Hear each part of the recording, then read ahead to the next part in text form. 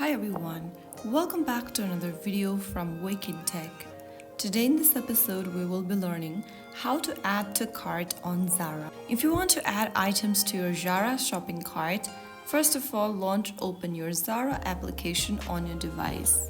Make sure that you're also logged into your account, and once you're inside, go ahead and tap on any product to open its details. I'm just gonna choose one of these products over here on the screen, and once you find the product you'd like to add to your cart, tap on the little small plus button right underneath the product display. Now select your size for the product, and then you will be able to add the product in your shopping cart or basket.